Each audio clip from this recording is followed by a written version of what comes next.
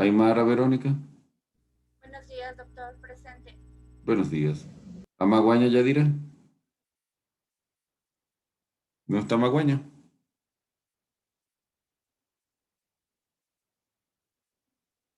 Ati Allinson.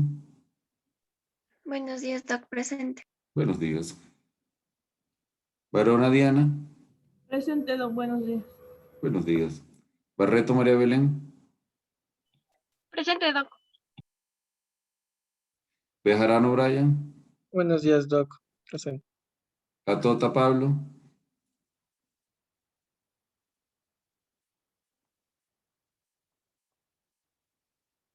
¿No está Catota Pablo? Listen. Las brigadas de salud. ¿Está en vacunación? Sí. La presidenta me va ayudando diciendo quién está en vacunación, a lo que lo vaya nombrando. De los compañeros de sexto no me han dicho ni. Bueno, pero vamos preguntándole entonces, por favor. Cedeño Cindy. Presente, Doc. Buenos días. Buenos días. Chanchicosa Kevin. Presente, doctor, buenos días. Vaya activando su cámara, por favor. Chasi Luisa. Presente, doc. Buenos días. Buenos días. Chiliquín Galice. Buenos días, doc. Presente. Chiluisa Erika. Buenos días, licenciado. Presente. Chimpantiza Yesenia. Presente, doctor. Buenos días. Joque Victoria. Presente, doc. Buenos días. Funalata Alec. Presente. Falcón y Carmen. Presente, doctor. Buenos días. Buenos días. Fernández Kevin. ¿No está Kevin? Activen su cámara, por favor. Freire Kevin. Buenos días, doctor. Presente. Buenos días. Guachimbosa Lilia. Presente, doc. Buenos días. Buenos días. Guamán Edwin.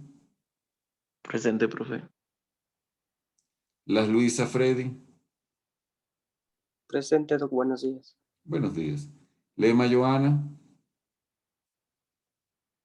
Lema Joana, ¿no está Lema Joana? Activen la cámara, hay muchas personas que no han activado la cámara. Yerena Jocelyn. Presente, Listen. Buenos días. Buenos días. Mano Banda Jenny. ¿No está Mano Banda Jenny? Mano Banda Jenny no está. Presente, doctor. Sí, me escucho. Mano Banda Doc, Carla. disculpe. Ya pasamos la Presente, lista. doctor. Si es la Buenos lista, ya días. la pasamos. No, sí estaba, sino que está medio feo mi internet y me Bueno, sacó. pero tienen que arreglar su internet. Todo eso tienen que tomarlo de precaución, arreglarlo, todo eso. Ya no es. Dame también, doc, por favor, Kevin Fernández. Martínez María Gabriela. Presente, doctor. Buenos días.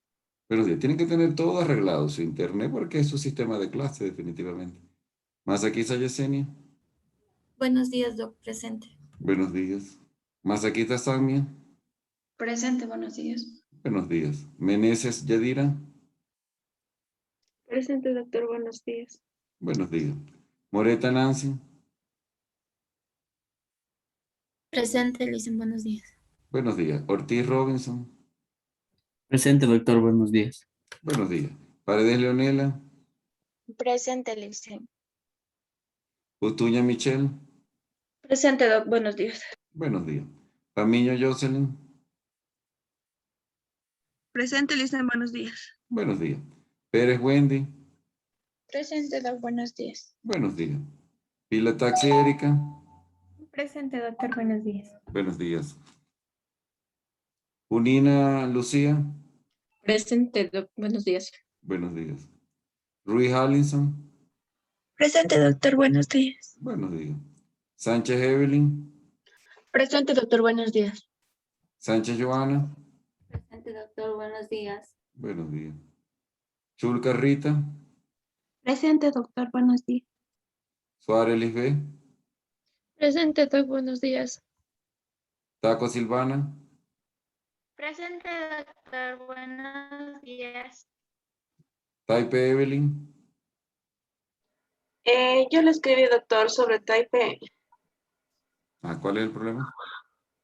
Él escribe en un mensaje, doctor, el problema de la compañera. Ujú. Tenis, Lice, se saltó de mí. ¿cuál es el apellido? Taipe Álvarez. Sí, ya. Tenisaca Vanessa. Presente, doc. Sopanta Bélica. Sopanta Bélica, no está Bélica. Torres Evelyn. ¿No está Evelyn? Presente, doctor. Presente, doctor. Buenos días. ¿Tuvo Mari Carmen? Presente, doc. Buenos días. ¿Tutasi Marixa? Presente, doctor. Vega Gladys. Presente, doctor. Velázquez María Angélica. Velázquez María Angélica. Presente, doctor. Buen día. Buenos días. Villasi Eric. Presente, doctor. Buenos días. Buenos días. Villarroel Carla. Presente, doc. Zúñiga Pamela. Zúñiga Pamela no está. Presente, doc.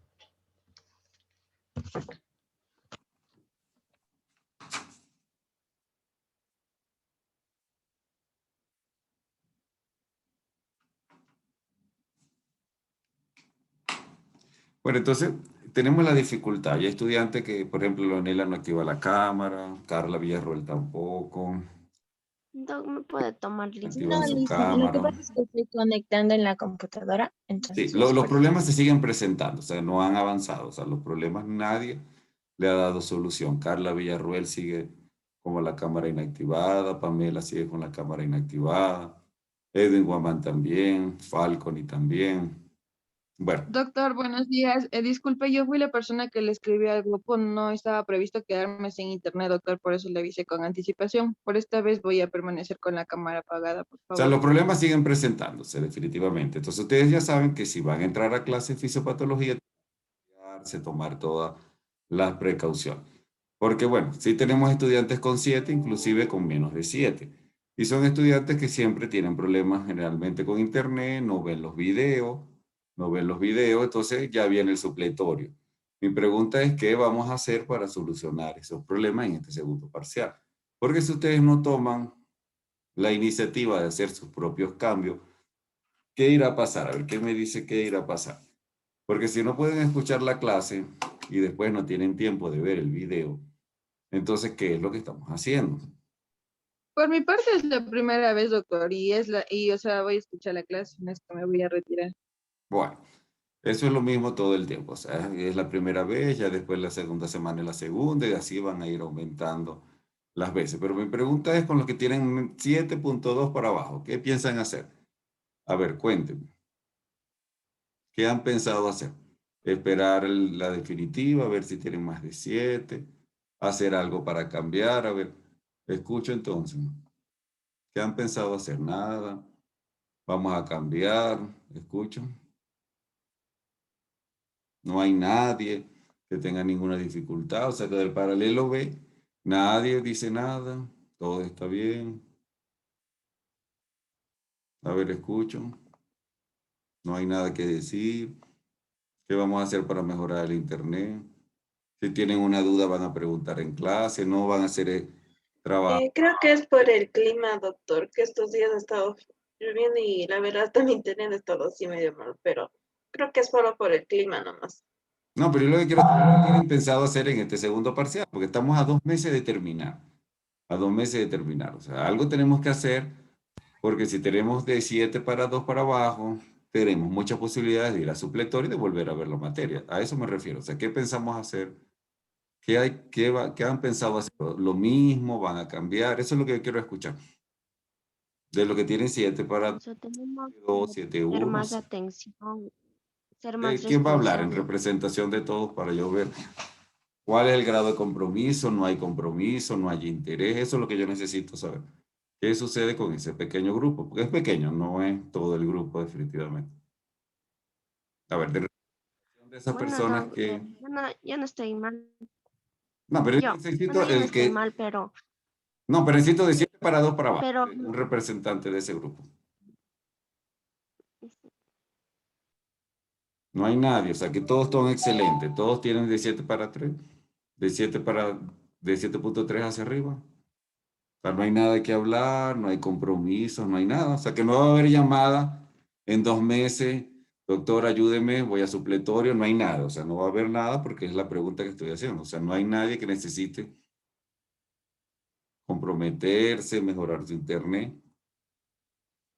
A ver, ¿dónde está la presidenta? Aquí, doctor. No hay nadie, usted está de testigo, no hay nadie. Aquí no hay nadie que necesite nada, absolutamente nada. Usted está de testigo, o sea, yo estoy esperando a ver que alguien diga, doctor, me voy a comprometer, yo poder seguir, a ver, está estudiando, no está estudiando. Aquí no hay nadie con, o sea, busco las notas, bueno, no la voy a buscar, yo creo en usted. Todos aquí tienen más de 7.3, excelente, felicitaciones. No hay nada que decir. A ver, Marixa, ¿qué nos dice Marixa? Es la representante. Tratar de esforzarnos un poquito más todos, no solo los que están bajos, sino también, o sea, todos tratar de mantener un nivel, o sea, de estudio y participar. Eso es importante. Hablando en nombre de todos, no hay nadie aquí entonces que tenga menos de 7.3 por lo que veo. A ver, Marixa, no hay nadie que tenga menos de 7.3, todo está excelente entonces. No sé si hay, pero dice. Bueno, si no hay nadie que tenga menos de 7.3, bueno, excelente. Y ya Marixa, ¿qué quiere decir en nombre de todos? Se van a comprometer. Recuerden algo muy importante, o sea, prácticamente el de los deberes le está quitando todo el tiempo. Ahora les pregunto, cuando ustedes lleguen al internado, ¿qué deber le van a mandar a hacer? ¿Cuántos deberes le van a preguntar los pacientes? A ver, usted hizo todos los deberes. ¿Qué le va a preguntar? ¿Qué va a pasar con los tutores del internado? ¿Qué va a pasar con el desconocimiento? Son los deberes lo que le van a ayudar. A ver, un voluntario que me diga, ¿qué han pensado hacer? Porque ya pronto van a hacer el internado, sobre todo los del sexto. Ya después le vienen ustedes que son el tercero. ¿Qué han pensado hacer para no tener dificultades? Pues ya hay dificultades en el internado. Efectivamente las hay. Pero no han escuchado ninguna dificultad en el internado. Todo está excelente, todo está bien. ¿Qué han escuchado ustedes? A ver, Marix, usted no ha escuchado nada. Todo está excelente. Ay, sí, no tengo ni idea, doctor. No tiene ni idea. A ver, los del sexto. Bueno, por no Los del tener esa sexto. idea es que está pasando todo. Por eso es que Los está del sexto. pasando todo. Por no tener esa idea. A ver, ¿qué dicen los del sexto? Todo está bien, todo está excelente. Los del sexto, ¿qué sucede con...? A ver, ¿no hay nadie del sexto en este grupo? No hay nadie que esté presente. ¿Nadie del sexto? Doc, tal vez sería tratar de ver un poco más, revisar sus videos y poner un poco más de atención en sus Pero dígame, clases. ¿qué estará sucediendo en el internado? Porque los del tercero están como, bueno, quizás ellos como apenas van comenzando, no tienen expectativa y ellos creen que hacer los deberes y ya, yo apruebo mi materia, viene la otra materia, no ha pasado nada, no veo los videos, quizás no le dan la importancia, pero ustedes que están en el sexto, que ya pronto van a comenzar el internado, yo pienso que ustedes ya tienen que darle importancia. A ver, Sebastián, ¿qué ha visto usted que está pasando del internado? No está pasando nada, todo está bien. De lo que he escuchado es que falta un poco de lo que es aprendizaje ¿cómo sería? Se me fue. A ver, ¿en qué área En las formas en lo que yo escuché, en las formas de canalizar vía y todo eso. En eso sí hay problema. Ujú. O sea, que hay problemas prácticos, dice usted. Sí, práctico. Muy bien. ¿Y qué cree usted que necesita para mejorar la práctica? Hay un paso antes que necesitamos para mejorar. ¿Qué será lo que se necesita? Aprender más lo teórico, Exacto. Eso tener es todo lo que en yo quiero que mente. le quede claro a lo del tercero. Pero claro, ellos no lo entienden. Ellos piensan que hacer los deberes es suficiente y aprobar la materia y pasar al otro semestre. Eso es lo que creen los jóvenes del tercero. Pero bueno, aquí tienen a alguien ya del sexto que pronto va a comenzar el internado que le está diciendo que no. Definitivamente no es solamente hacer los deberes. Por supuesto que hay estudiantes que sí logran aprobar con deber. Definitivamente es algo que se debería de modificar, pero no se ha logrado aún. Pero bueno, queda de parte de ustedes ver los videos, preguntar. ¿Ustedes tienen una enfermedad grave, que es hacer los deberes de otra materia en fisiopatología. A ver, ¿qué vamos a luchar contra esa enfermedad? Que ya está más difícil que la pandemia. ¿Qué será que le conseguimos tratamiento? ¿Primero al COVID o a la enfermedad del estudiante de hacer deberes, otros deberes en fisiopatología? Marixa, ¿qué cree usted que consigamos más rápido? ¿Controlar el COVID o controlar ese problema que tenemos de hacer deberes de otra materia en fisiopatología? ¿Qué cree Marixa? Bueno, yo como sé los deberes que mandan, no nadie está haciendo deberes. Será. Sí, porque es el presente en la tarde, o sea, ya no hay deberes para la tarde. No, si ya no hay deberes, no hay problema. Lo importante es que quiero llamar a la reflexión de que haga un cambio. O sea, es por el bien de ustedes, no es por mi bien, es por el bien de ustedes, definitivamente. O sea, de que presten atención, podamos aclarar las dudas. Yo estoy a la orden, para poder entonces aclarar todas las dudas. A ver, Marixa, ¿cuál sería la última diapositiva, por favor? Trabajamos con gasometría. Siga nomás. Ey, eso no me gusta. Siga nomás. Según mi cuenta, es esta. No, ya se pasó. ¿Y esta? Yo pienso que para mí quedamos aquí en gasometría. Sin gasometría. En gasometría, Pero perfecto. no, A ver, ¿quieres decir algo? no, sí, en gasometría mismo nos quedamos. Aquí, sí, sin gasometría, porque fue el ejercicio que hicimos. Bueno, entonces sí quisiera que prestaran atención. Yo estoy a la orden. Si desean que repitan algo, con todo gusto. Yo siempre les estoy diciendo, repita, por favor, repita, por favor.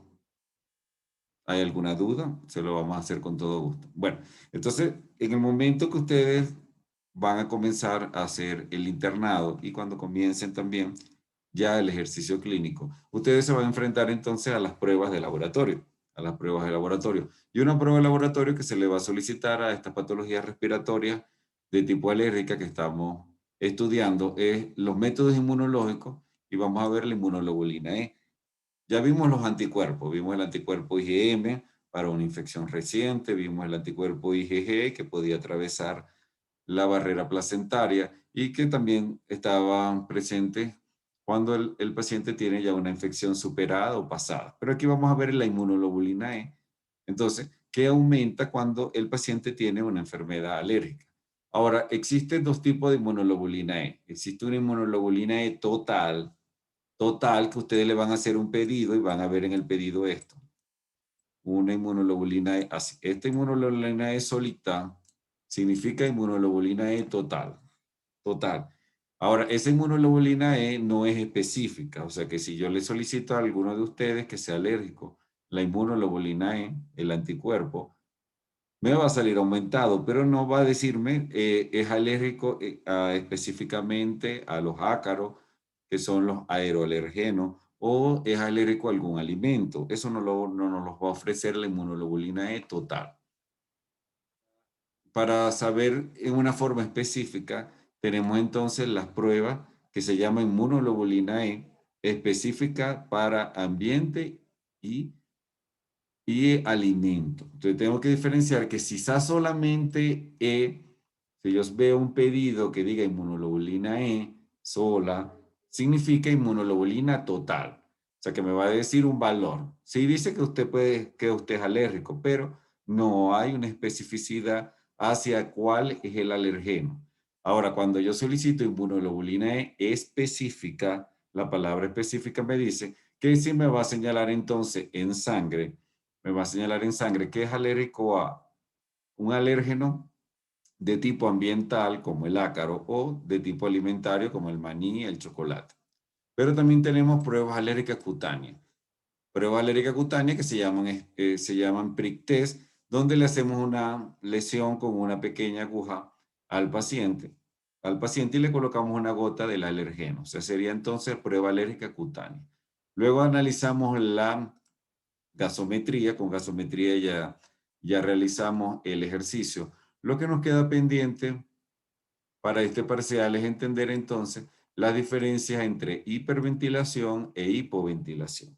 Entonces, ¿qué significa eso? Que usted va a iniciar entonces la nebulización.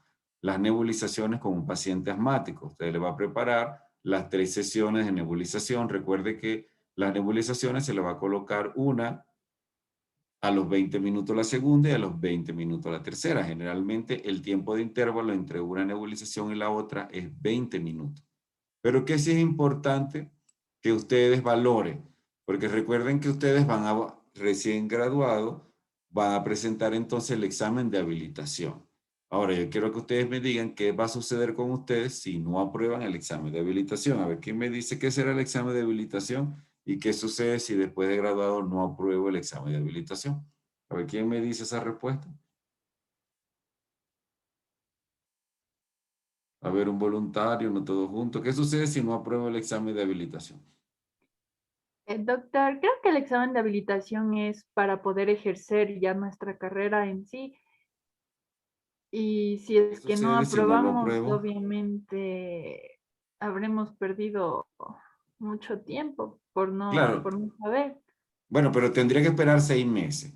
O sea, usted espera 6 meses sin trabajar porque no está habilitada para trabajar en el Ecuador. Y después vuelve a presentar la segunda vez y ya tendría un año. O sea, tendría un año sin poder trabajar. Entonces, ¿qué es lo que tenemos que hacer? Tenemos que utilizar procesos básicos del pensamiento que nos permitan fijar un conocimiento, que no se nos olvide. Porque también es difícil que ustedes traten de estudiar una semana antes todas las materias. Pero sí hay forma ya en la docencia moderna que les permite a ustedes tener presente qué sucede en eventos fisiopatológicos y que usted lo pueda correlacionar, inclusive desde ya. Que usted diga, sí, yo entiendo qué sucede con la hiperventilación y yo entiendo qué sucede con la hipoventilación. O sea que estos dos conceptos, comprenderlo, me van a servir para el examen de habilitación. Y lo más importante es en el proceso de atención enfermero. O sea que en el proceso de atención enfermero de un paciente asmático, usted debe de evaluar al paciente a medida que le va haciendo las nebulizaciones. O sea, ¿por qué? Porque si usted se concreta colocarle las gotitas al nebulizador y hacer la nebulización sin ver el paciente, es un grave error. Es un grave error. ¿Por qué? Porque si yo como médico veo al paciente asmático y lo envío a hacer 3 nebulizaciones, una que comienza ahora, a los 20 minutos la segunda y a los 20 minutos la tercera. Entonces, ¿en cuánto tiempo vuelvo a ver yo al paciente? ¿Y cuánto tiempo lo está viendo la enfermera o el enfermero? A ver, ¿quién me dice? Si son 3 nebulizaciones, la primera a los 20 minutos, la segunda a los 20 minutos y la tercera a los 20 minutos. ¿Cuánto tiempo está él con la enfermera haciéndose las nebulizaciones o el enfermero? ¿Y cuánto tiempo regresa conmigo? A ver, ¿quién me dice cuánto tiempo ha pasado? A ver, un voluntario, no todos juntos, por favor, un solo voluntario. Un solo voluntario. La enfermera regresa Va a a decir. hacerle las nebulizaciones cada 20 minutos. O sea, como son Ajá. 3 nebulizaciones, terminaría casi a los 60 minutos, o sea, 1 hora. Sí, casi una Ah. hora. Entonces, y eso sin tomar en cuenta muy bien, o sea, todo eso tienen ustedes que tener el ejercicio clínico de poder saber si son 20 minutos, 20 minutos, 20 minutos. A veces no se hacen el tiempo porque ustedes tienen más pacientes. A veces se demora 25, se demora 30 minutos. Y lo otro importante es que el paciente, cuando yo lo vuelvo a ver como médico, también pasa tiempo. No es totalmente exacto que yo lo vuelva a ver. Entonces, en ese intervalo es importante que usted evalúe lo que es el concepto de hiperventilación, hipoventilación y apnea. O sea, eso es algo importante que usted tiene que comprender. Entonces, mientras un paciente hiperventile, que eso sí, tienen que tenerlo claro. Recuerden que el sufrijo hiper es aumento. Ahí no vamos a tener ninguna dificultad. Pero si yo tengo un paciente que está hiperventilando, entonces yo tengo que tener claro cómo está entonces la frecuencia respiratoria de este paciente que está hiperventilando. A ver, un voluntario que me diga cómo estaría la frecuencia respiratoria de un Acelerada. hiperventilando. A ver, ¿quién me dice? Estaría acelerada. Ajá, muy bien, estaría aumentada. A ver, ¿quién me está hablando? Nicola Costa, dice. Nicola Costa. A ver, muy bien, Nicole. Entonces ya Nicole nos está diciendo que está acelerada, pero lo que tenemos que utilizar es el término. Porque recuerden que el término semiológico es muy importante. ¿Cuál es el Taquimia. término semiológico? Taquimia. Sí, pero levanten la mano, bueno, ya lo dijeron todo. Levanten la mano. Taquimia. Yo le dije, doctor, taquimia. Bueno, dígame entonces nombre y apellido. Tutasi Vargas, Maritza. Ah, tú estás así, Marisa. Muy bien, Marisa. Bueno, entonces, recuerden que estas intervenciones, ahorita viene la fase más importante de las participaciones, porque es la que va a definir la nota extra que van a tener en la definitiva. O sea que eso sí es importante que participen, porque voy a unir las del primero con las del segundo, y eso nos puede servir a un excelente estudiante para llegar a 10, por decirle algo, a otro excelente estudiante para llegar a 9, pero también a un estudiante regular para llegar a 7, o sea, es totalmente válido. Entonces, eso es otra forma de poder obtener la calificación, porque las voy a totalizar y se las va a colocar. Recuerda que a veces una décima para ustedes es significativo, aunque sea una décima. Entonces, 2 décimas aún más. Bueno, muy bien. Entonces, como lo decía Marixa, este es un paciente que tiene taquimia. O sea, que es un paciente que tiene hiperventilación. Ahora, mientras él hiperventile, que ya sabemos que hay una correlación entre hiperventilación y taquimia, o sea, que están correlacionados, ambos significa aumento. Yo tengo que analizar cómo estaría el intercambio gaseoso, porque cuando yo le realice la gasometría, que es lo que tenemos aquí, recuerden que la gasometría la voy a hacer en sangre arterial. O sea que le voy a tomar una muestra a nivel de la arteria radial. En la arteria radial yo voy a introducir una aguja, en sentido con una jeringuilla de insulina que ya está previamente heparinizada. La jeringuilla tiene heparina para que no se coagule la muestra. Entonces yo le introduzco en forma perpendicular, realizo la asepsia, introduzco la aguja y extraigo entonces la muestra de sangre arterial. Recuerde que esta es una sangre que va a ser roja rutilante, porque significa que tiene oxígeno. Además tiene un pulso, o sea, el émbolo se puede desplazar inclusive solo porque tiene un pulso. Entonces, cuando yo le realice la gasometría, que estoy analizando los componentes arteriales, yo lo que voy a evaluar es el resultado del intercambio gaseoso, el resultado de la hematosis. Entonces, para eso yo tengo que saber qué pasaría con el CO2, si un paciente está hiperventilando. Recuerden, no lo voy a medir en aire expirado, no lo tengo en aire expirado, lo tengo en sangre. Entonces, a medida que yo hiperventilo, ¿qué le pasa al CO2? ¿Qué le pasa al CO2? Es la pregunta. A ver, Bejarano, díganos, Bejarano, ¿qué le pasa? Yo creo que aumentaría ya que no puede hacer el intercambio gaseoso, o sea, con normalidad, y se acumula en el cuerpo. Ajá. Pero analice, Bejarano, el CO2 que se está eliminando a nivel de fosas nasales, ¿qué está pasando con él? Si él está hiperventilando. O sea, ahí no saldría el CO2 de que, o sea, como debería salir. A ver, ¿quién más? ¿Otro compañero? Volvería a Dice. ingresar el mismo CO2. Ah.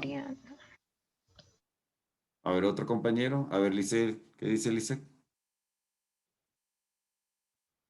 Lice Chiliquín, ganada. Bueno, entonces vamos a analizar eso.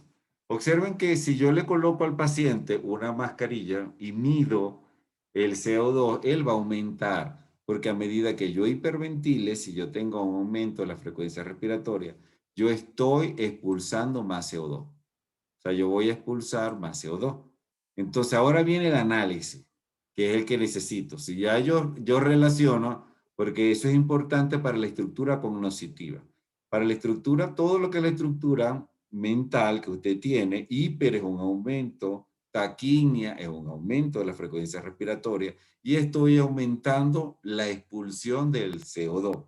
Hasta ahora todo concuerda muy bien. Ahora, lo que yo voy a medir en sangre, si yo lo estoy expulsando, lo que voy a medir en sangre es la pregunta. Lo que voy a medir en sangre, ¿cómo va a estar en la medida que yo lo mida en sangre? A ver, ¿cuál es la respuesta? No está disminuida. A ver, ¿quién dijo disminuido para que nos explique? O sea, A ver, ¿qué señal? chiflandita, pero, o sea, yo le O sea, decía que era disminuida, pero no sé si estará bien. Dicen, puede Muy ser bien. que el O2 incrementa y el CO2 disminuye.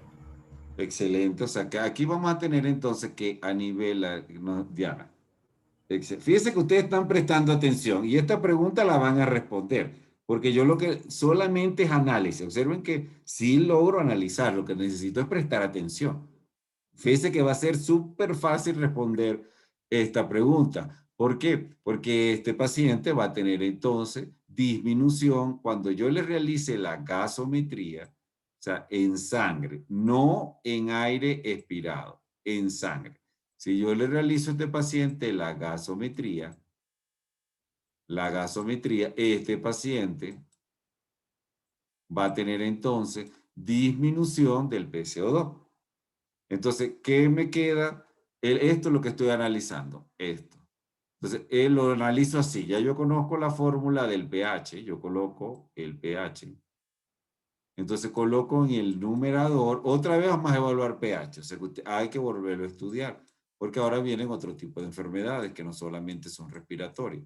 Entonces, yo tengo el bicarbonato, que me tengo que aprender que es el denominador. Coloco el PCO2 en el denominador y ya yo sé que él está abajo porque lo estoy eliminando. Lo estoy eliminando. ¿Cómo va a estar entonces el pH? ¿Cómo va a estar el pH? Elevado. Elevado. Porque es inversamente proporcional. A ver, ¿quién dijo inversamente proporcional? Díganos el nombre. Ya le hice Natalia Taco. Taco, Natalia. Sí. Muy bien, taco. Excelente. O sea, es inversamente proporcional. Yo coloco entonces que tiene una alcalosis respiratoria. Una alcalosis respiratoria. Entonces, ¿qué sucede con el ejercicio clínico? ¿Qué sucede con el ejercicio clínico? Usted esto que está aprendiendo hoy, usted tiene que analizarlo. Si necesita volver a ver el video, usted ve el video. Entonces, cuando usted esté ya en el ejercicio clínico, que esté haciendo las nebulizaciones, que usted tenga un paciente asmático en su familia o con cualquier otra enfermedad respiratoria, usted va analizando, inclusive hasta ve un deportista, o usted está subiendo unas grados, usted dice, yo estoy hiperventilando, tengo taquimia, debo estar eliminando el CO2, hasta ahora todo coincide con aumento, pero en sangre debe estar disminuido. Por lo tanto, si yo sigo hiperventilando, el paciente va a desarrollar una alcalosis respiratoria. Entonces, ese es el análisis.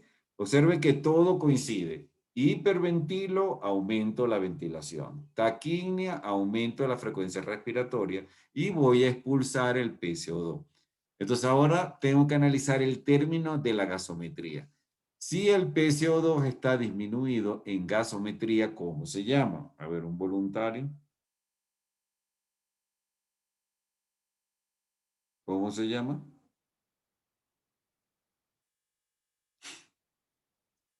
Bueno, vamos a ayudarlo. Se llama hipocagnia. O sea, cagnia significa el PCO2 en sangre. Cagnia, C-A-P-N-I. Se llama hipocagnia, se llama disminución del PCO2 en sangre. Entonces, ¿qué es lo importante de estos procesos básicos del pensamiento? Que usted diga, el paciente que hiperventila aumenta su CO2, la expulsión. Si yo lo estoy expulsando, ¿cómo me está quedando? Si yo le doy a usted, si su papá le da a usted $5 semanales, usted le gasta, ¿cuántos dólares le quedan a usted? ¿Quién me contesta esa pregunta? Si me dan $5 y yo lo expulso todo, lo gasto, ¿cuánto me queda? A ver, ¿quién me dice cuánto me queda? Nada. Ese es un Hasta quedar proceso. en cero. Bueno, entonces esto lo que acabo de hacer es un proceso básico del pensamiento. O sea que ya yo ya estudié. Yo estoy estudiando y eso es lo importante de ver el video. Yo estoy aplicando un proceso básico del pensamiento que me va a servir para presentar todas las pruebas que me faltan para la debilitación, para todas partes. Todo paciente que hiperventile, entonces yo mientras preparo la nebulización le digo, voy analizando, este es un paciente que está hiperventilando, si yo le hago una gasometría debe tener entonces una disminución del PCO2 que se llama hipocapnia, y luego me va a desarrollar una alcalosis respiratoria. Ahora, ¿qué sucede? Lo contrario. Si el paciente yo veo que ya no está hiperventilando, sino que ahora está hipoventilando, yo tengo que tener mucho cuidado con los pacientes que respiraban muy rápido, que tenían taquimia, y ahora los veo que respiran lento. Entonces tengo que tener mucho cuidado de no pensar que él está mejorando. Claro, si estaba alto y ahora está normal, sí mejora, pero si pasa abajo, no está mejorando. O sea, si el paciente comienza a hipoventilar, si el paciente me comienza a hipoventilar, ¿qué va a pasar con el PCO2? Si comienza a hipoventilar. A ver, un voluntario. Va a aumentar porque Se va a eleva. aumentar. Va a aumentar porque se va a empezar a concentrar todo el PCO2 en la sangre. Muy bien, entonces Taco está prestando atención a clase. Entonces tenemos que un paciente que hipoventila definitivamente es un paciente que también va a tener, entonces, ya ahora no tiene taquimia, sino bradypnia, porque brady significa disminución como bradicardia, disminución de la frecuencia cardíaca. Bradypnia es disminución entonces del número de frecuencia respiratoria. Entonces, este paciente que hipoventila no puede expulsar el CO2. El paciente que hipoventila no puede expulsar el PCO2. Entonces, como le estaba diciendo Natalie, si no puede expulsar el PCO2, lo comienza a retener. O sea que este es un paciente que va a tener entonces una PCO2 aumentada. Una PCO2 aumentada. Entonces, al tener una PCO2 aumentada, el paciente va a tener entonces hipercapnia. Entonces, esta relación inversa es la que necesito que usted analice. Esta relación de hipoventilación con hipercapnia. O sea, a pesar que yo ventilo menos, pero no, el resultado va a ser un aumento del PCO2. Igual que hiperventilo, hay una mayor frecuencia respiratoria, comienzo a eliminar el CO2. A ver, duda. Fíjese que si yo logro analizar estos dos conceptos, yo estoy estudiando en clase, que sería la meta. La meta es, sabemos que todos los videos, y estamos conscientes, a pesar que usted los debe de ver, bueno, a veces no le queda tiempo, pero si usted logra analizar este aspecto, ya, estudió hoy, no va a tener ninguna dificultad. ¿Cuál es la importancia en el proceso enfermero? O sea, ¿cuál es la importancia en el proceso enfermero? El siguiente. Este paciente, si yo coloco aquí la fórmula de pH, y yo le coloco aquí el bicarbonato en el denominador, si yo coloco el bicarbonato en el denominador, y vemos entonces que este paciente, como es una relación inversa, si aumenta el PCO2, va a disminuir el pH. Entonces, este paciente me va a hacer una acidosis ¿de qué tipo? ¿De qué tipo me va a hacer este paciente la acidosis? Respiratoria. Muy bien. Entonces, este paciente me va a hacer entonces una acidosis respiratoria. ¿Y a qué parte del hospital voy a transferir a este paciente? A ver, uno solo que me diga. ¿Para dónde tengo que transferir los pacientes que hacen una acidosis respiratoria? Levantando la mano para colocar la participación. ¿Para qué servicio lo debo trasladar? A ver, ninguno. Ninguno, para ningún servicio. Me quedo con el tranquilito en emergencia. Emergencia. Doctor, A ver, Vanessa, ¿qué dice? ¿Para dónde lo traslado? no sé si estoy bien o mal, pero no son trasladados primero a emergencias y luego al servicio de neumología. Tal vez sería a UCI. Bejarano, ¿para dónde? A UCI. A UCI, excelente. Eso es lo primero que van a aprender entonces hoy. Un paciente con una acidosis respiratoria, debo de trasladarlo a la unidad de cuidados intensivos. A la unidad de cuidados intensivos. ¿Por qué? Porque es un paciente que hay que administrarle ventilación mecánica. Es un paciente grave, grave. Entonces, ahora, con todo este nuevo conocimiento, si usted le tiene que aplicar el proceso de atención enfermero a un paciente que llega a la emergencia, vamos a colocar el caso clínico, él llega a la emergencia, vamos a borrar, y aquí tenemos el caso clínico, él llega a la emergencia. Mientras él tenga, si supóngase que es un paciente adulto, mientras él tenga 40 de frecuencia respiratoria, que él tenga taquipnea, al ingreso, luego le hago la primera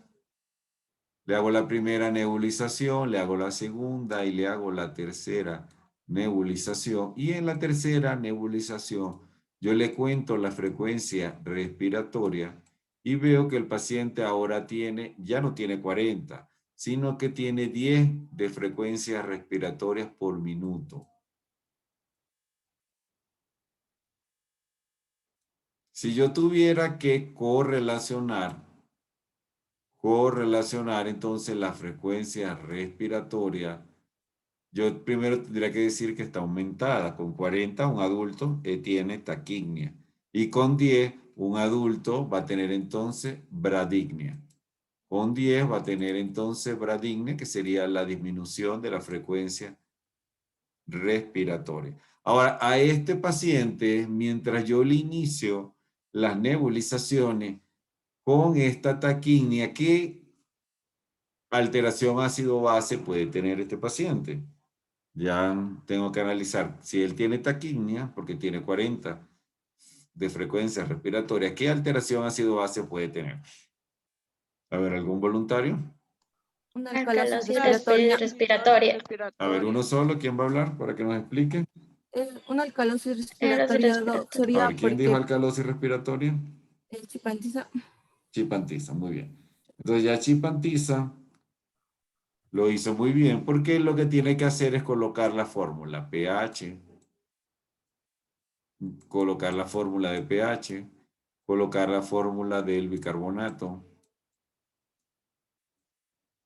colocar la fórmula del PCO2. Entonces, ¿qué hizo Yesenia? Yesenia lo que hizo fue que, bueno, como este paciente está hiperventilando, le ha disminuido el PCO2 porque lo está expulsando. Como hay una relación inversa entre el pH y el PCO2, el pH va a aumentar y me va a originar una alcalosis respiratoria.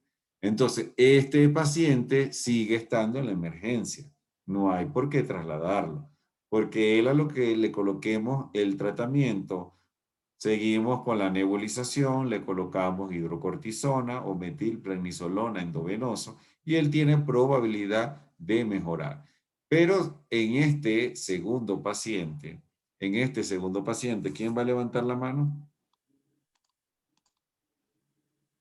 A ver, Mari, díganos, Mari. Este paciente tendría ¿Qué tendría, Mari? una acidosis respiratoria.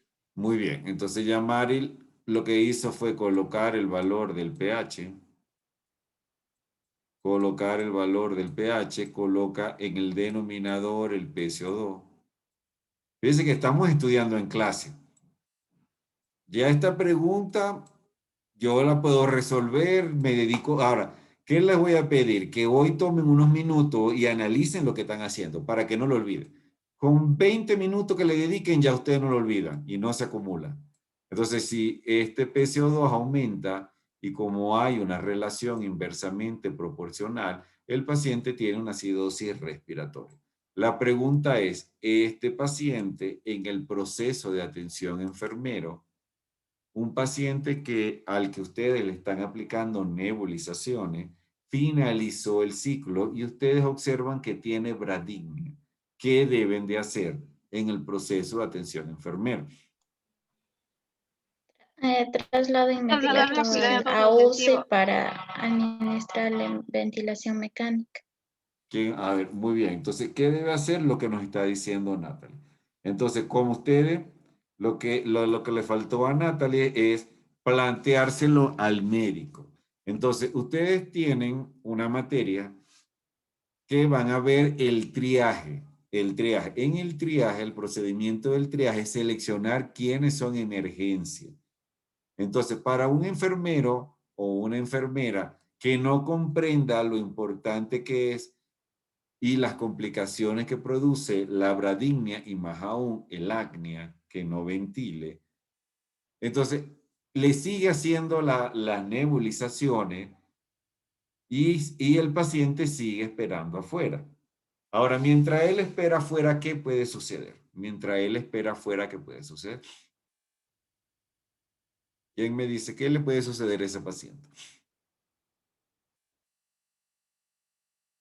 ¿Qué le va a suceder mientras espera afuera? Puede dejar de respirar. ¿Y si deja de respirar, qué le va a pasar? Puede morir. Se va a morir. Se va a morir. Entonces, cuando llamen a la enfermera va a decir, pero yo lo vi bien, yo no sé por qué se murió, porque estaba respirando todavía. Entonces ahí comienzan a las investigaciones que se va a determinar que él tenía entonces, en ese momento, hipoventilación. Entonces, ¿qué sucede? Usted puede tener mucho trabajo, pero en el sentido de que el momento que usted vea que al paciente que le estamos administrando las nebulizaciones hace bradignia, hace, por ejemplo, disminución de la frecuencia respiratoria, está hipoventilando, usted se le acerca al médico de guardia y le dice, doctor, el paciente está hipoventilando, nos puede hacer una acidosis respiratoria, vamos a hacerle una gasometría. Entonces el doctor lo va a revisar y sí, le dice, prepare todo para hacerle la gasometría. A lo que yo le vea la gasometría que tiene una acidosis respiratoria, de inmediato hay que trasladarlo. De inmediato hay que trasladarlo a terapia intensiva. Ahora, les pregunto, ¿cuánta disponibilidad hay de terapia intensiva? Por ejemplo, si es un niño en toda la provincia, ¿dónde tenemos terapia intensiva pediátrica? En toda la provincia. A ver, ¿quién me dice en toda la provincia? Entonces, en toda la provincia, si es un paciente del seguro, en el IES Ambato no tenemos terapia intensiva pediátrica. O sea que este es un paciente que tiene que ir a Quito. A Quito o a Guayaquil o a Cuenca. ¿Y a qué distancia estamos en ambulancia? ¿A qué distancia estaremos en ambulancia? Y más si estoy en la Amazonía o en algún otro tipo de cantón o de provincia. Entonces eso tengo que tenerlo presente en mi rural, tengo que tenerlo presente si yo soy el interno del IE y más si soy el interno del regional, que aunque hay algunos cupos, no hay mucho, y más ahora en la pandemia donde las UCI están colapsadas porque no hay cupo. Entonces, este paciente usted le puede salvar la vida. ¿Por qué? Porque él ya no va a estar en sala de espera. Él no puede estar en sala de espera. Él tiene que estar de inmediato en la emergencia, colocándole el tratamiento y buscando la transferencia. Porque si usted le coloca el tratamiento en conjunto con el médico, él pudiera mejorar algo, aunque los porcentajes de mejorar es muy poco porque el paciente tiene entonces una acidosis respiratoria. Pero él esperando en las sillitas de sala de espera va a morir. Entonces, eso es lo importante de ustedes. O sea, porque ustedes siempre han dicho que siempre se ha pensado que la enfermera o el enfermero es solo para administrar el medicamento. Eso es correcto, sí es para administrar, pero también debemos de evaluar el paciente. Ahora, ¿qué sucederá con el paciente que hace apnea? ¿Qué sucederá con el paciente que hace apnea? ¿Cómo tendrá el PCO2? A ver, un voluntario. ¿Quién está de voluntario? Si ya no ventila, porque A, recuerden que la A antes de cualquier palabra significa ausencia. O sea, no ventila. No hay... Igual aumentaría, porque ya no se va a dar el intercambio gaseoso. Exacto. Se va a quedar Igual va a retenido. aumentar el PCO2, igual va a aumentar el PCO2, igual este paciente va a tener una acidosis respiratoria. Ahora, este paciente sí es una verdadera emergencia, porque si usted ve que un paciente no respira de inmediato lo lleva a la emergencia. Le hacen la reanimación, le hacen el tratamiento, la gasometría. Ahora, este paciente va a llegar a la apnea, el que tiene bradypnea, porque le está disminuyendo la frecuencia respiratoria. Observen cómo ustedes pueden salvar una vida. Aprendiendo pueden salvar una vida, van a estar muy bien en todas las pruebas, en la prueba de habilitación, y lo único que necesito es que ustedes analicen. Con un análisis, usted puede saber qué está ocurriendo con el paciente. A ver, Bejarano, díganos, Bejarano. Profe, es una pregunta.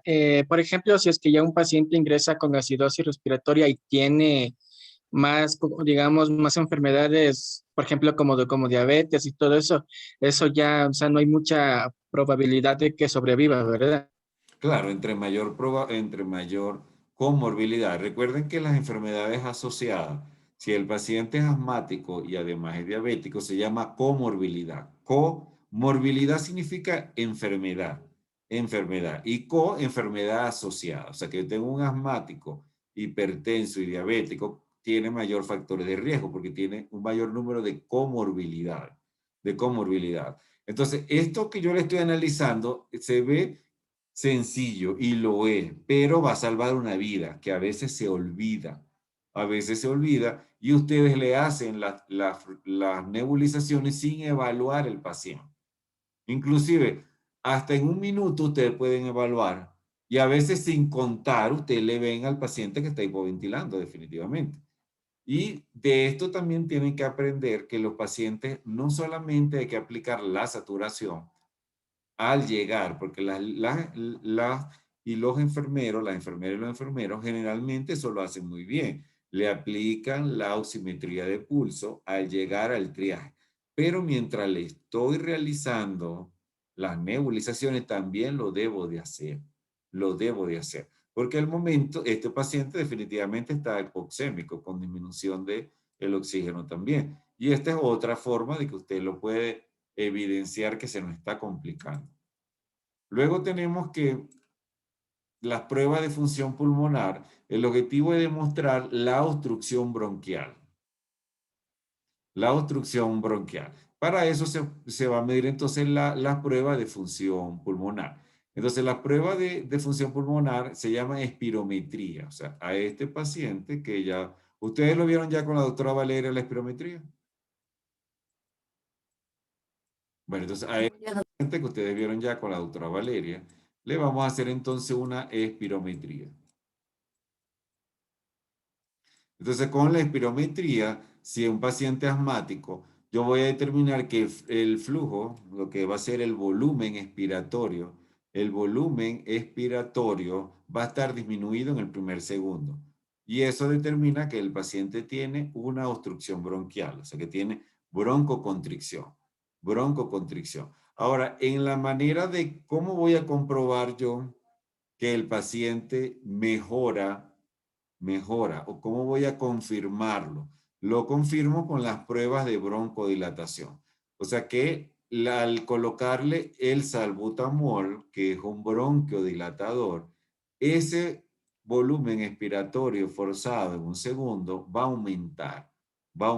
¿Y por qué aumenta?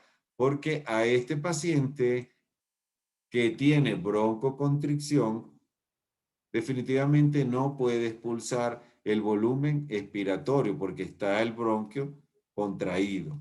Luego que yo le aplico el salbutamol, que es bronquiodilatador, ya el paciente puede respirar mejor y aumenta el volumen expiratorio forzado en un segundo. Este es otro análisis que yo tengo que hacer. Mientras que el paciente tiene broncoconstricción, ¿cómo va a estar el volumen expiratorio forzado? A ver, un voluntario. Si el paciente tiene... Disminuido. Va a estar disminuido. ¿Quién habló? Gladys. Sí. Muy bien. Entonces, ahora, cuando yo le aplico el salbutamol y le vuelvo a hacer la espirometría, ¿qué le va a pasar entonces al volumen expiratorio y al bronquio? Aumentar el volumen respiratorio. A ver, ¿quién va a hablar uno solito? ¿Quién va a hablar? Aumenta. A ver, ¿quién va a hablar? Barreto. A ver, díganos, Barreto. Va a aumentar el volumen inspiratorio debido a que ya le colocamos el medicamento. Ah, pero ¿cuál es el efecto? ¿Por qué aumenta, Barreto?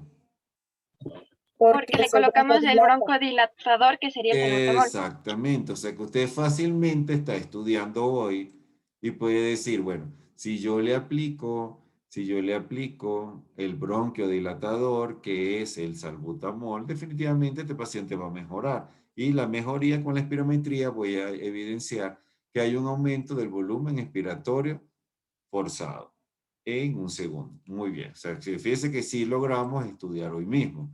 Luego vienen las pruebas de broncoprovocación. Las pruebas de broncoprovocación generalmente no las utilizamos mucho, pero tenemos que saber el efecto. Aquí ahora es lo opuesto. Se le va a provocar al paciente la broncoconstricción. O sea que se utiliza metacolina, histamina, adenosina o el ejercicio con aire frío.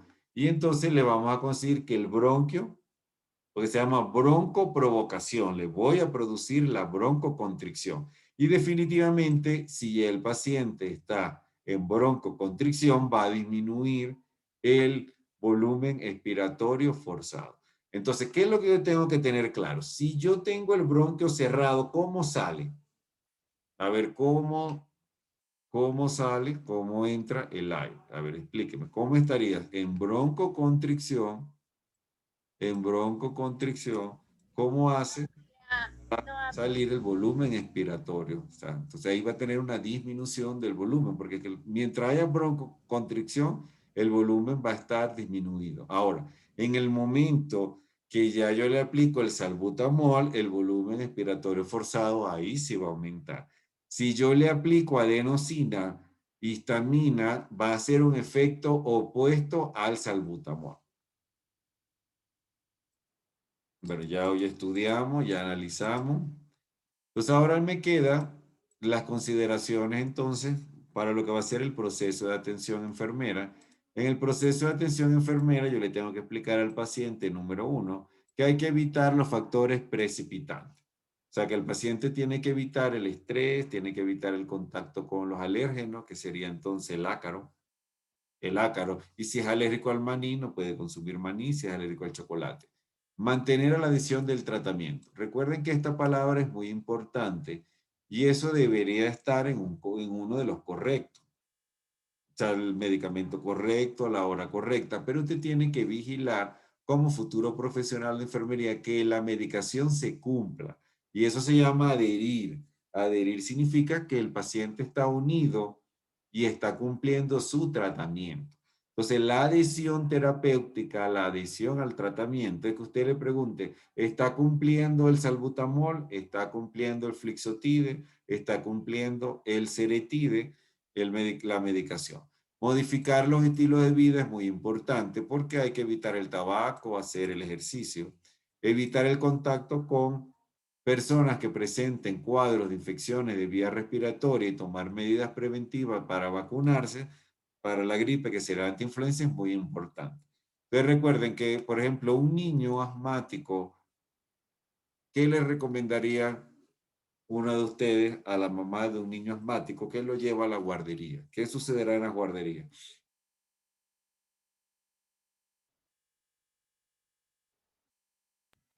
A ver, uno de ustedes que me diga, ¿qué sucederá en la guardería? No se cuidan porque existen muchos niños. Ajá, muy bien. Y además que existen muchos niños que Infección. sucederá en la guardería. Puede haber infecciones también. Exacto. ¿Quién estaba hablando, Gladys? Sí. Muy bien, entonces, como lo ha dicho Gladys, puede haber entonces infecciones respiratorias, que lo hay. Hay niños que tienen infecciones respiratorias porque están en contacto directo con otros niños. Entonces, todos estos factores que usted debe de establecer se reúnen en dos palabras. Uno que es control ambiental.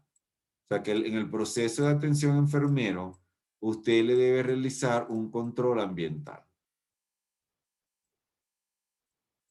Entonces, ¿qué importancia tiene el proceso de atención enfermero? Ya lo vamos a decir.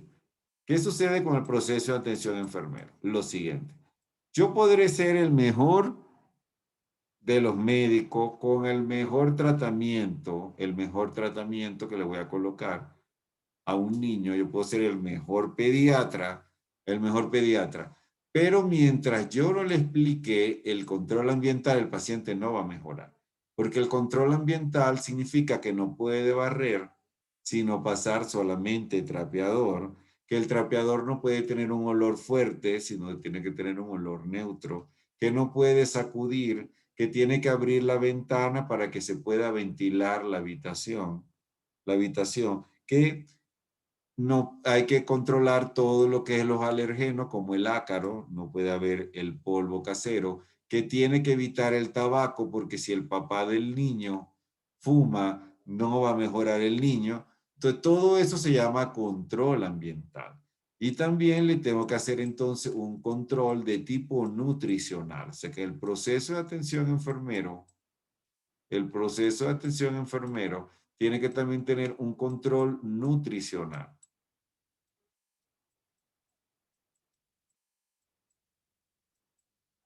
O sea que el control nutricional significa que si el niño es alérgico no puede comer colorante, no puede comer golosina, no puede comer chito, no puede comer nada que venga empaquetado como un snack, porque eso le va a desencadenar el asma bronquial. Entonces, lo importante de la postconsulta es las recomendaciones del plan de atención enfermero. O sea, cuando usted le explica al paciente, ahora sí va a mejorar. Ahora sí va a mejorar, pero mientras no se aplique este plan de atención con los controles que le estoy explicando, el paciente no mejora.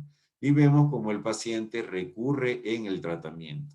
Y lo más importante es esto, que usted le diga en el proceso de atención enfermero que debe de tener una adhesión terapéutica, que debe estar unido, cumpliendo el tratamiento indicado. Si el tratamiento fue con budesonida por 3 meses lo tiene que recibir, porque tenemos que evitar el efecto remote.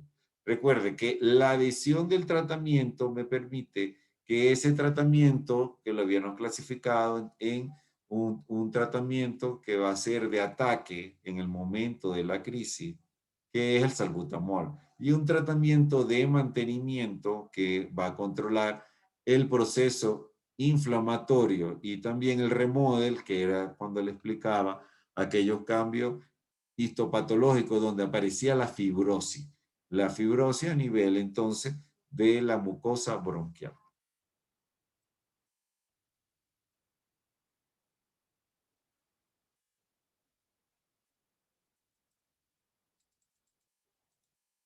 Pues ahora vamos a hablar de dos enfermedades que también son enfermedades pulmonares obstructivas crónicas, porque es lo que tienen en común el asma bronquial con el efisema y la bronquitis.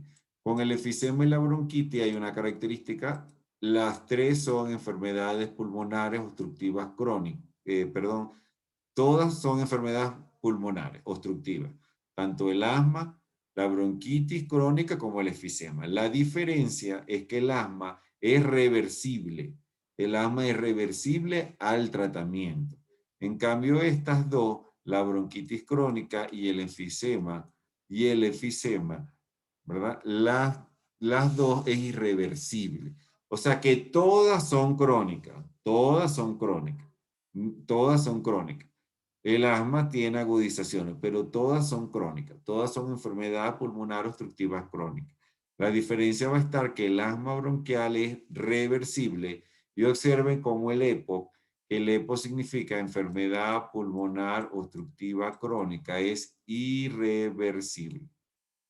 Es irreversible.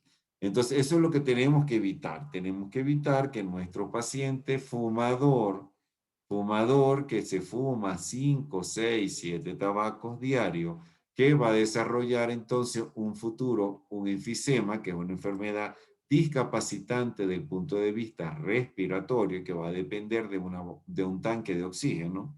Entonces hay que explicarle que esa es una enfermedad pulmonar obstructiva crónica, que es irreversible, pero algo importante que el proceso de atención de enfermero y enfermera nos puede ayudar mucho, que es prevenible, informarle por qué es importante abandonar el hábito tabáquico. Entonces, el EPOC es uno de los padecimientos pulmonares con mayor repercusión en la salud mundial, por ser una enfermedad crónica discapacitante. O sea, usted va a depender de un tanque de oxígeno, es de la manera más lamentable que usted puede finalizar. Y porque presenta entonces las principales causas de mortalidad. Recuerde que mortalidad es una palabra compuesta que se refiere a que aumenta el número de enfermedades y también la muerte en el paciente.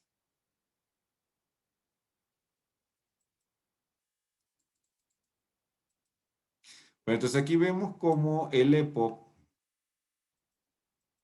se caracteriza por una limitación progresiva al flujo aéreo, pero algo importante, observen que es persistente, es irreversible y está asociada a una inflamación crónica aumentada y anómala de las vías respiratorias y de los pulmones con respuesta a partículas nocivas o a gases, sobre todo el tabaco.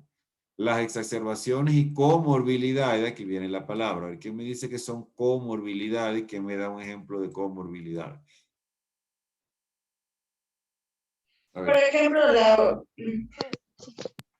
la rinitis con el asma, doctor. Muy bien, ¿quién habló? Evelyn Torres. Muy bien, exacto. Entonces quiere decir, un paciente asmático que tenga rinitis significa que tiene una comorbilidad. Co significa asociado y morbilidad enfermedad, significa enfermedades asociadas. Entonces un paciente hipertenso diabético con EPOC tiene comorbilidades. Un paciente con EPOC, que significa enfermedad pulmonar obstructiva crónica, que tenga hipertensión arterial y que a su vez también tenga diabetes, tiene dos comorbilidades. Una enfermedad principal que sería el EPOC y dos enfermedades asociadas que se llaman comorbilidades.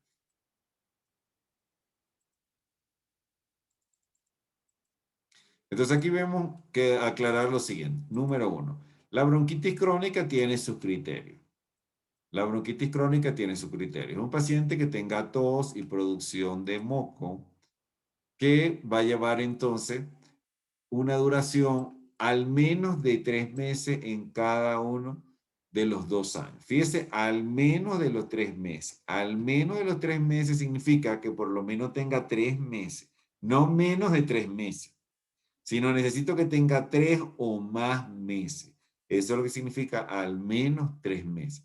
A ver, ¿quién me dirá qué es eso de producción de esputo? A ver, ¿qué será eso de producción de esputo? A ver. Que tiene abundante flema. Exacto. No ¿Quién puede. hizo la participación? Cindy Cedeño. ¿Quién dijo? Cindy Cedeño, Licen. Cindy Cedeño, muy bien, Cindy. Ajá. Pues entonces recuerden que el esputo es la secreción bronquial, es el moco que vamos a expulsar de la vía aérea. Entonces, por ejemplo, cuando le vamos a hacer un cultivo de esputo, le tenemos que decir al paciente que debe de inspirar y expulsar el moco y colocarlo en un recolector de orina. Entonces, la producción de esputo. Pero lo importante es entender entonces el criterio que debe tener por lo menos 3 meses. 3 meses debe tener, no menos de 3 meses, sino 3 meses o más.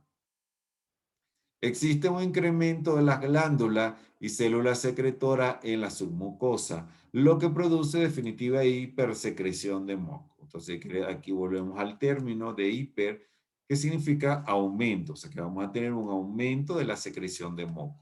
A nivel de la composición del moco normal, observen que el 97% del moco es agua, o sea que el moco es fluido, solo tiene 3% de sólido. Los sólidos son mucinas, sales, lípidos, restos celulares y otras proteínas. Y su característica se debe a la presencia de mucina. O sea que lo normal es que el moco sea fluido. Entre los sólidos del moco está entonces la mucina, sales, lípidos y restos celulares. Entonces las mucinas, ¿quiénes son? MUC2, MUC5AC, MUC5B, MUC6 y MUC8. O sea, MUC significa mucina. Y tienen dominio rico en cisteína, que imparten la propiedad de gel. O sea, que depende de las mucinas, el moco se va a transformar en un gel difícil de expulsar. Un moco espeso. Entonces, el MUC5AC y el MUC5B están expresados en las vías respiratorias como componentes clave del moco de la vía aérea. O sea que las mucinas van a determinar si el moco es fluido fácil de expulsar, que es un moco que ustedes van a ver cómo expulsa el paciente a través de una rinorrea, lo expulsa de la vía respiratoria, inclusive lo puede expulsar a través de la tos o de las fosas nasales, porque es totalmente fluido. Entonces aquí vemos que el moco saludable, habíamos dicho, que contiene 3% de sólido. Recuerden que si tiene 3% de sólido, me está diciendo que tiene 97% de agua. O sea que el saludable normal es fácil de expulsar, con una consistencia de una clara de huevo, o sea que es totalmente fluido. Ahora, la hipersecreción de mucina, cuando aumenta la mucina, se produce una desregulación, un cambio en el volumen del líquido y puede aumentar la concentración de sólidos. Observen que en estos pacientes de 3% de sólido va a aumentar a 15%. A 15%. Entonces, esto ocasiona que el moco se vuelva más viscoso y elástico y que no se elimine fácilmente. O sea que se comienza a retener el moco. El moco de la mucosa deshidratada se adhiere, se pega fácilmente a la pared de la vía aérea, en especial cuando tiene la mucina MUC5AC y MUC5B, y se incrementa entonces la bronquitis crónica y se asocia con hipertrofia e hiperplasia de las células mucosas. A ver, ¿quién me diferencia estos dos términos con las células mucosas? ¿Quién me dice cuál es la diferencia entre hipertrofia e hiperplasia? A ver, un voluntario. Uno solo, por favor. El hipertrofia es el aumento de tamaño de la... A ver, no. No. Bueno, vamos a hacerle la otra pregunta. A ver, ¿quién levantó la mano? A ver, Cindy. La hiperplasia es el aumento de número de células y la hipertrofia el aumento de tamaño. Para que no se lo olvide, no lo tenga que buscar por otra vez, Cindy. El que va al gimnasio, ¿qué tendrá? ¿Hipertrofia o hiperplasia? Tendría hipertrofia. Exacto. Los que van al gimnasio le va a aumentar el volumen, el tamaño del bíceps, el tamaño del tríceps. O sea, hay una hipertrofia, para que no lo olvide. Hipertrofia va a haber un aumento de tamaño, un aumento de la fibra.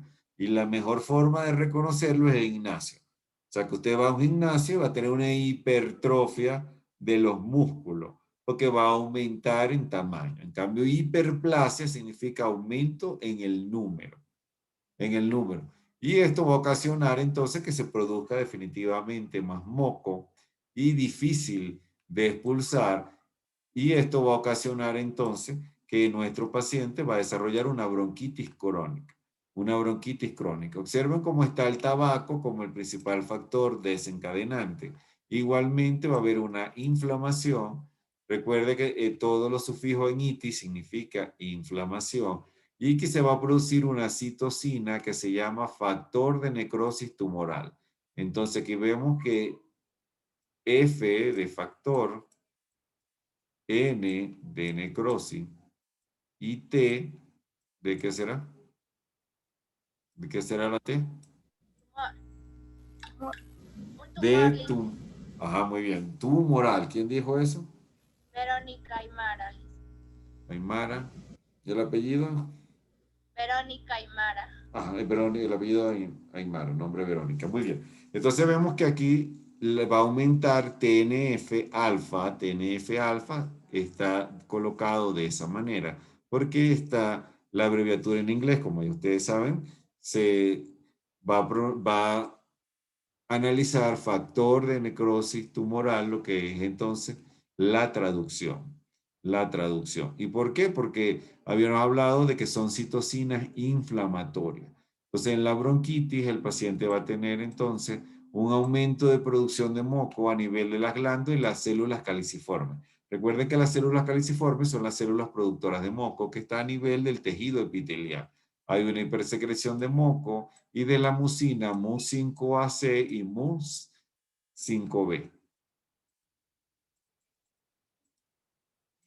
Entonces aquí vemos que la obstrucción del flujo aéreo en la enfermedad pulmonar obstructiva crónica está causada por la lesión de la vía aérea pequeña. Favorece que el moco intraluminal incremente, o sea que estos pacientes tienen abundante moco, relacionado con la gravedad de la enfermedad. La bronquitis crónica es un predictor de muerte, ya que al incrementar el riesgo de neumonía se acelera entonces la disminución de la función pulmonar. O sea que sí es un factor de alta mortalidad, la bronquitis crónica y más aún el efisema pulmonar. Entonces aquí vemos el efisema. Una de las características más importantes que tiene el efisema es que el efisema es una ampliación anormal y permanente. Recuerden, tanto el efisema como la bronquitis son irreversibles, son permanentes. Son permanentes. Es una ampliación anormal y permanente del espacio aéreo distal hasta los bronquios terminales, acompañado de algo importante. Observen que el efisema se caracteriza porque hay una destrucción de las paredes, que ninguna de las dos anteriores la tiene, ni el asma ni la bronquitis. En el efisema va a haber una destrucción de las paredes, y luego se va a producir fibrosis. Resulta en una degradación proteolítica con una alteración del equilibrio de las proteasas y antiproteasas. Recuerden que las proteasas son aquellas enzimas que van a degradar las proteínas y las antiproteasas las que no permiten la degradación de proteínas. Entonces, el desequilibrio o la alteración del equilibrio es porque aumentan las proteasas. Entonces, eso va a ocasionar una destrucción de las paredes alveolares con falla de los mecanismos de reparación, mantenimiento y apoptosis. Recuerden que apoptosis es muerte celular programada. O sea que el fenómeno de apoptosis, de muerte celular programada, se va a ocurrir en enfisema. No ocurre en asma, no ocurre en bronquitis, sino en enfisema porque ya aquí hay una destrucción de las paredes con fibrosis. La destrucción de la vía aérea pequeña promueve la formación de efisema al favorecer la pérdida de los soportes de acinos distales y atrapamiento del aire. Entonces aquí vemos cómo el efisema se va a producir, entonces ahora el factor transformante de crecimiento transformante beta que va a llevar al paciente a fibrosis. Entonces aquí en el efisema lo más importante es que en el efisema va a haber una destrucción de las paredes, hay una apoptosis, una muerte celular programada. Luego a través de los fibroblastos y el factor de crecimiento, de transformante, crecimiento beta, se desarrolla entonces la fibrosis. Entonces la destrucción por apoptosis, por muerte celular y la fibrosis son dos características importantes del efisema.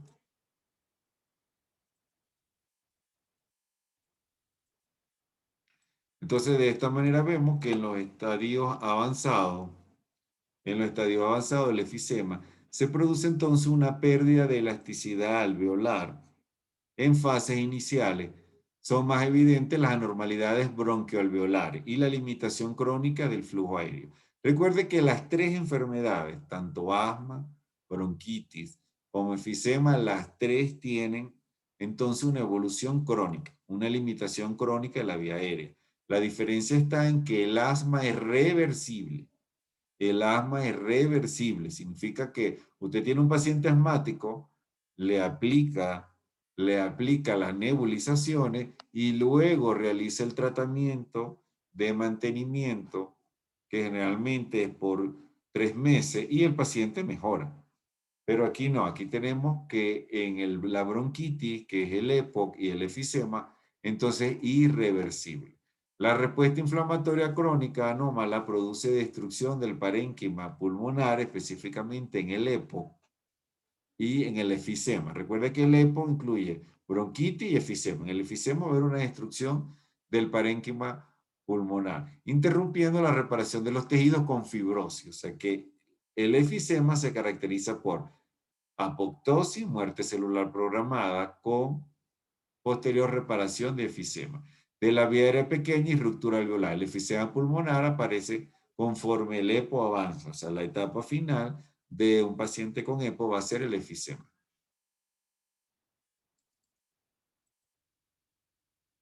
Entonces aquí vemos como el humo del cigarrillo incrementa la autofagia e induce la apoptosis y la necrosis. Recuerde que la autofagia es la destrucción propia de la célula, va a haber una digestión de la célula, la apoptosis es la muerte celular programada, la muerte celular. Entonces el humo del cigarrillo incrementa todos estos procesos, aumentando los niveles de micropartículas. Las micropartículas se desprenden de las vesículas de las membranas liberadas a partir de plaquetas, leucocitos, eritrocitos y células endoteliales. Cuando estas células se activan o se someten a la apoptosis en condiciones inflamatorias. En condiciones inflamatorias. Entonces, no pueden olvidar, muy importante, que en el EPO va a ocurrir entonces una apoptosis con una reparación con fibrosis.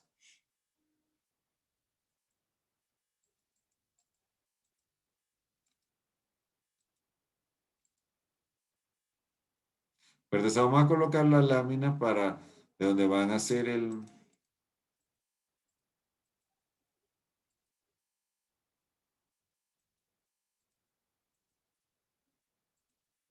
En el foro vamos a colocar las diferencias entre asma, bronquitis y efisema. Vamos a hacer dos diferencias entre asma, bronquitis y efisema. Ese va a ser el foro de hoy.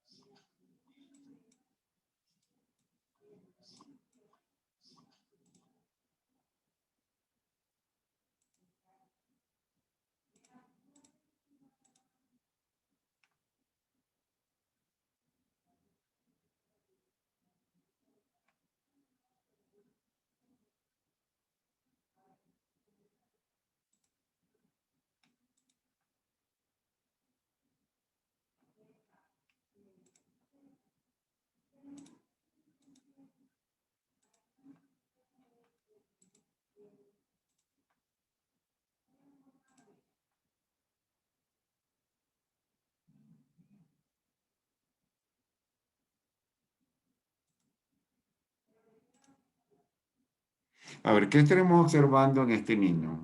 Vamos a ver quién me dice que vamos a observar. A ver, ¿cómo ven la frecuencia respiratoria? Acelerada y Ajá, pero ¿cuál es el término? El término. taquimnia. Taquimnia. Observen que tengo un paciente que tiene taquimnia. A ver, ¿quién? Taipe. ¿Y el nombre? Daniela. ¿Y el nombre? Daniela, ¿verdad? Daniela, sí. Fíjense que este paciente también tiene tiraje. Esto que ustedes están observando, el hundimiento es la retracción o tiraje subcostal. Observen que se está hundiendo la parte inferior del reborde costal. Si le ven un hundimiento, ¿sí logran ver el hundimiento? Sí. Eso se llama entonces tiraje subcostal. Tiraje subcostal, ahí lo pueden ver. Es un niño que está grave. O sea, este paciente, ahí le ven muy bien. Si lo logran ver el hundimiento, se llama tiraje subcostal. Este es un niño que no puede estar en sala de espera. Él tiene que estar ya directamente monitorizado. Monitorizado significa que debe tener sus electrodos para la frecuencia respiratoria.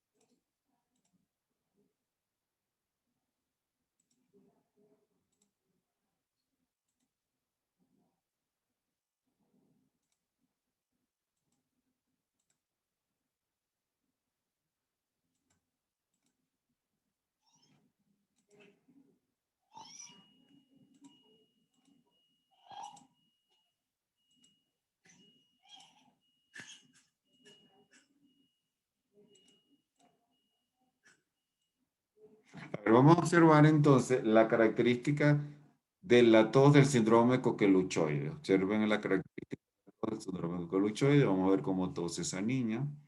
¿Todos lo están viendo? O sea que es una tos quintosa. O sea, ella logra toser 5 veces. Y observen cómo se coloca cianótica. Este es el grito del gallo. ¡Y! Ahí lo están observando.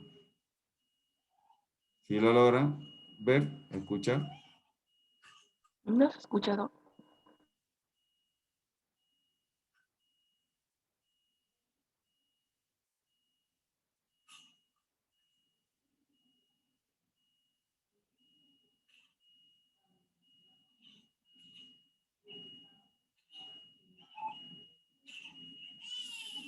Esa es la característica del síndrome coqueluchoide. O sea, el niño va a toser 5 veces.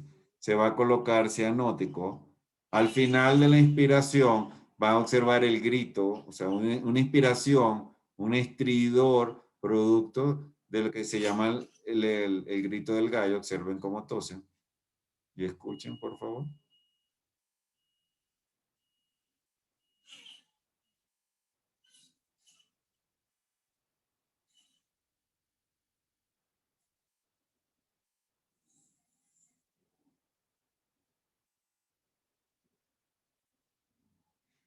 Este tipo de tos es muy importante que ustedes la reconozcan. Es una tos del síndrome coqueluchoide. Las causas del síndrome coqueluchoide son muchas, pero la más temida es la toferina, porque si no controlamos la tos, si no se le indica la claritromicina, que es el tratamiento, el paciente va a durar tosiendo hasta 3 meses. Observen. A ver, ¿quién es mamá? Me diga, ¿qué haría con un niño así durante 3 meses?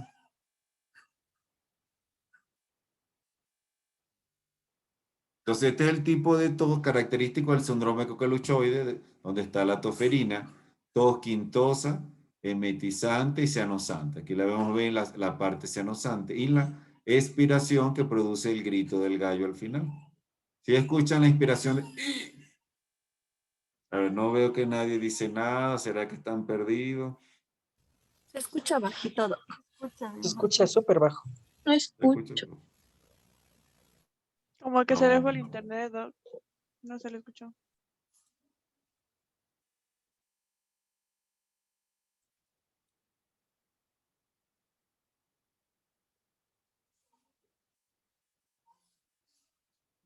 No, ya tiene el máximo de volumen.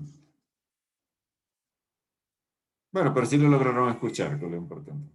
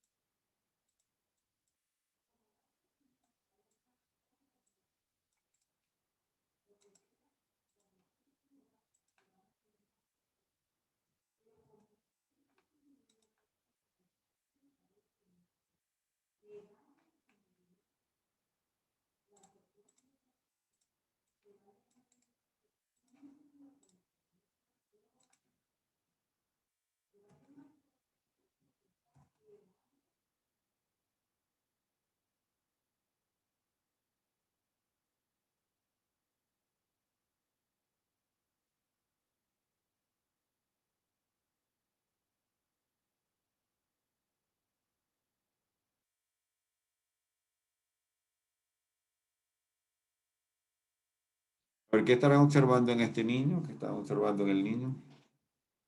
¿Qué ven a nivel del esternón? ¿Qué ven a nivel del esternón? Bradypnea. Disminución. Bradypnea.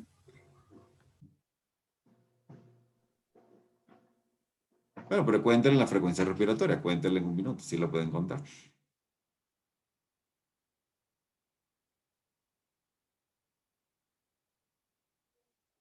Observe la obstrucción nasal importante que tiene, abre la boca. O sea, el niño para poder respirar abre la boca. Y el sonido, ¿qué será lo que están escuchando? ¿Qué sonido será? No se escucha ningún sonido, Doc. No escucha ningún sonido. Doctor, no sé si nos puede compartir el sonido también desde Zoom, porque no se escucha. Ya le comparto.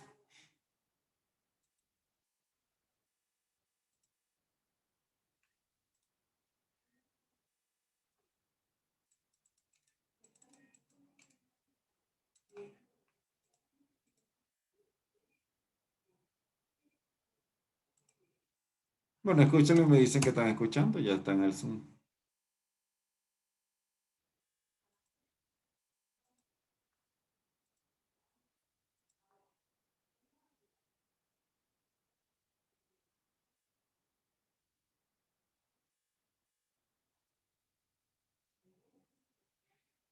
A ver quién lo escucha para que me diga que están escuchando.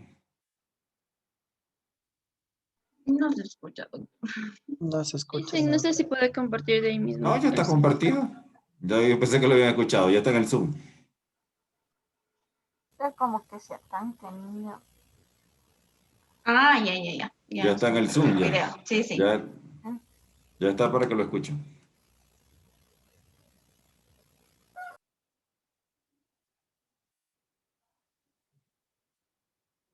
A ver, ¿qué será el sonido? Como Como si su respiración es forzada. Ajá, es forzada, que más el sonido que necesito. Que tiene una obstrucción en la vía aérea de la Ajá, pero nariz. el y por eso sonido, está el respirando sonido. con la boca Ah, forzada. el sonido que sale del tórax es el que me interesa que identifique. Como silbidos, ronquidos. Ah, un silbido. ¿Y el silbido cómo se llama? Sibilante. Sibilancia. Entonces son sibilancia a Sibilancia. distancia. O sea que ustedes pueden tener sibilancia ocultable con el fonendoscopio. Este niño se le escucha la sibilancia sin estetoscopio. Entonces quiere decir que son sibilantes, sibilancia a distancia, porque yo no necesito tener el fonendoscopio para ocultarlo. Entonces ese tipo de niño está grave, definitivamente. Él tampoco puede esperar en sala de espera. Él tiene que estar ya ingresado en hospitalización. Es para que ustedes tuvieran la experiencia de que hay niños y adultos que pueden tener sibilante a distancia, que significa ocultable sin fonendoscopio.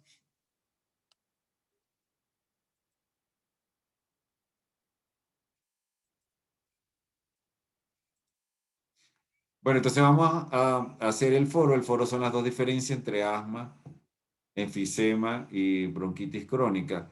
Nos vemos en la próxima clase. En la próxima clase voy a seleccionar a un grupo de estudiantes para ver si revisaron el video. Recuerden, la nota va a ser grupal. Si el que yo selecciono no contesta, a ver qué nota tendrá si yo selecciono a Evelyn Torre o a Chulca y no me contestan nada. A ver, Chulca, ¿de qué grupo es? Si yo le hago una pregunta a Chulca, a ver, Chulca, Rita, ¿de qué grupo es? El 2. A ver, si yo le hago una pregunta a Chulca y Chulca no contesta, ¿qué nota va a tener en esa evaluación el grupo 2? A ver, ¿escucho? Cero. Entonces ya saben. O sea, que es responsabilidad de cada uno de ustedes ver el video. Entonces ahí tenemos que es una importante decisión estudiar. Yo quiero que Marixa nos resuma. A ver, Marixa, ¿qué va a pasar? ¿De qué grupo es Marixa? En grupo 3. ¿Qué va a pasar si un integrante del grupo 3 no contesta con todos los demás, Marixa? 0. Entonces, ahora, ¿cuál es el trabajo que tienen que hacer esta semana? Escuchar el video, analizarlo. A analizar el video. Entonces, entre todos van a tomar un minuto, ven el video y lo analizan. Porque voy a seleccionar uno por grupo. Lamentándolo mucho, no me contesta nada, tiene 0. En el deber, porque el deber es estudiarse el video. Ese es el deber. ¿Y Yo hago una pregunta. ¿De haberse estudiado el video? A ver, ¿quién me dice cuál es la evidencia de haberse estudiado el video? Responder las preguntas. Se responda a las preguntas. Responder la pregunta. Excelente. Entonces ya saben, la evidencia es que ustedes me respondan la pregunta y vean el video, definitivamente. Ahora, ¿que va a haber grupos que tengan 0 y otros que tengan 10? Sí, va a haber. ¿Y cómo puede evitar no ser un grupo con 0? A ver, ¿qué será? ¿Quién se le ocurre? Revisar el video. Pero en grupo deben de estudiarlo y asegurar que todo lo entiendan, porque de uno va a depender todo. A ver, ¿dudas con la evaluación de la próxima semana? 5 personas selecciono. Uno por, bueno, ¿Ustedes son cuántos por grupo? ¿Cuántos son? ¿Cuántos grupos son, Marixa? 8 grupos. 8 grupos. Se va a seleccionar 8 personas. Vamos a evaluar toda ASMA completa y la clase de hoy. O sea, mejor evaluemos solamente el video de hoy para que no se atormente muy. El video de hoy completo lo voy a evaluar. O sea, todo lo que explicamos hoy. 8 preguntas, 8 personas. Bueno, estamos a la orden para servirle. Harán el foro, por favor. Ya, Alicia, muchas gracias. Hasta luego. Hasta luego para servirle. Gracias, doctor. Hasta luego. Hasta Gracias, luego. doctor. Hasta luego.